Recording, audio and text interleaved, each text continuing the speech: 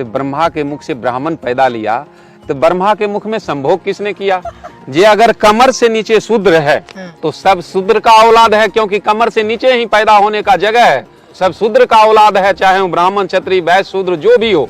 जाति नहीं ये जाल है, गोत्र नहीं ये गड्ढा है, धर्म नहीं ये धंधा है, वेद नहीं ये भेद है, ग्रह नहीं ये गियर है, लगन नहीं ये लगाम है, और पाखंड के सब बगान है जिसका वो लाभ ले रहा है। भगवान अंतर्यामी है। एक जगह लिखा है कि भगवान की पत्नी किडनैप हो गया तो भालू बंदर से पूछ रहे हैं जो भगवान की मर्जी बिना एक पत्ता नहीं हिलता है, तो पॉकेट मारी भी तो वही करवाते हैं। हम बोल रहे हैं कि पटना चलो असेंबली में, हम बोलते हैं कि दिल्ली चलो पार्लियामेंट में, तो ये गधा हुआ जाता है देव घर में, आ जाता है गुप्ता धाम में। किस्मत बनना है पटना से, किस्मत बनना है दिल्ली से, आई दूसरा जा रहा है वही गली के बिल्ली में।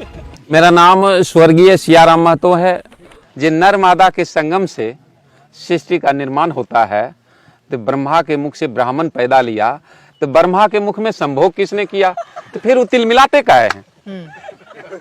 जब तक नर्मदा का संगम नहीं होगा सृष्टि का निर्माण नहीं होगा, तो फिर तिल मिलाते क्या कैसे है? ये तो पाखंडवाद है। वो कहता है चमत्कार है। ये चमत्कार तो हो ही नहीं समझ सकता। चमत्कार तो हम लोगों के लिए है।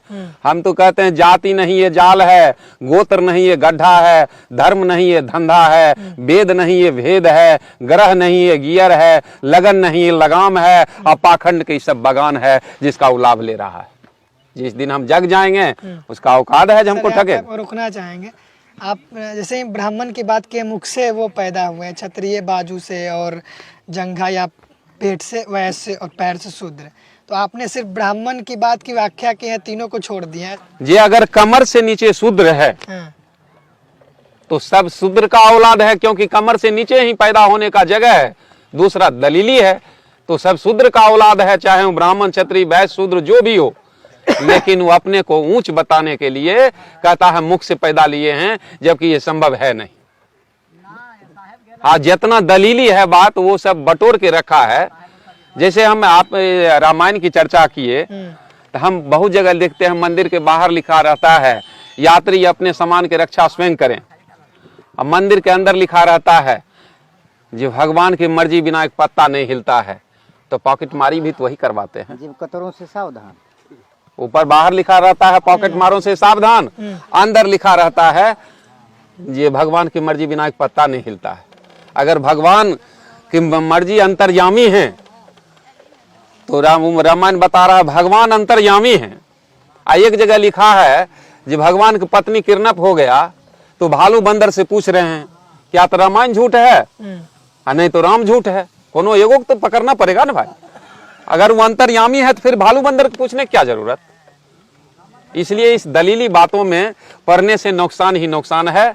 इसलिए जब तक हम शिक्षा का हथियार नहीं अपनाएंगे तो हम कहीं के नहीं रहेंगे, हम एक पशु के समान हैं। मेरा नाम पारसनाथ सिंह है। बुद्धम शरणम गच्छामि, यानी बुद्धि की शरण में जाओ, बुद्धिमान बनो, विवेकवान बनो। धम्मम शरणम गच्छामि, यानी चरित्रवान बनो। और संघम शरणम गच्छामि, माने उचित अनुचित का भेद करने के लिए फिर अपने एक संगठन बनाओ, जो ये अर्जक संघ के सम्मेलन के माध्यम से लोगों को जागृत कर रहा है। बाबा साहब डॉक्टर अम्बेडकर ने इसी को कहा, एजुकेट, एजिटेट, ऑर्गेनाइज। मोटी मोटी बात सोच लीजिए कि बुद्ध ने कहा है कि जो मैं कह रहा हूं उसको मैंने सही न मान लो, जो बहुत सारे लोग कह रहे हैं उसी को सही न मान लो, जो हिंदुओं के या अन्य धर्म शास्त्र के मोटी मोटी ग्रंथों में लिखा है उसी को सही न मान लो, या कोई परंपरा से चली आ रही है उसी को सही मत मान लो, या जिसको बहुत सारे लोग मानते हो उसी को सही मत मान लो, बल्कि हर एक बात को तर्क और तथ्य की कसौटी पर कसो। अब जांच लो कि सही निकलेगा तो ठीक है। तर्क और बुद्धि की बात आप कर रहे हैं, बुद्ध की बात को अपनाया जाए और जो पुरानी व्यवस्था है उसको छोड़ा जाए, ऐसा आप कह रहे हैं, आपका ये उद्देश्य है।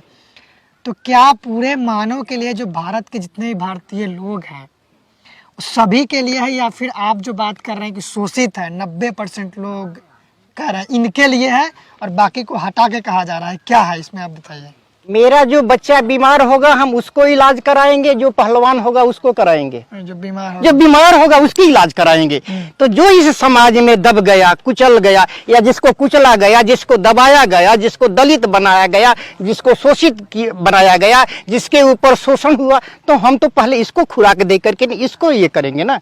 जो खेत कमजोर होता है हम उर्वरक उसमें छिटते हैं ना, न कि जो मजबूत होता है उसमें नहीं। जो खेत सूखा होता है पानी तो उसमें ही देते हैं ना। तो फिर जो दलित है, जो शोषित है, जो बैकवर्ड है, जिनको पछाड़ा गया है, पिछड़ा हुआ ऐसे नहीं, इसके पछाड़ा गया इसको, तो हम उसके उत्थान की बात करते हैं। ये तो महामना बुद्ध ने ही कहा था, बहुजन हिताय बहुजन सुखाय। हम बोल रहे हैं कि पटना चलो असेंबली में, हम बोलते हैं कि दिल्ली चलो पार्लियामेंट में, तो ये गधा हुआ जाता है देव घर में, आ जाता है गुप्ता धाम में। किसमें ज्यादा दिमाग है? किस्मत बनना है पटना से, किस्मत बनना है दिल्ली से, आई दूसरा जा रहा है वही गली के बिल्ली में।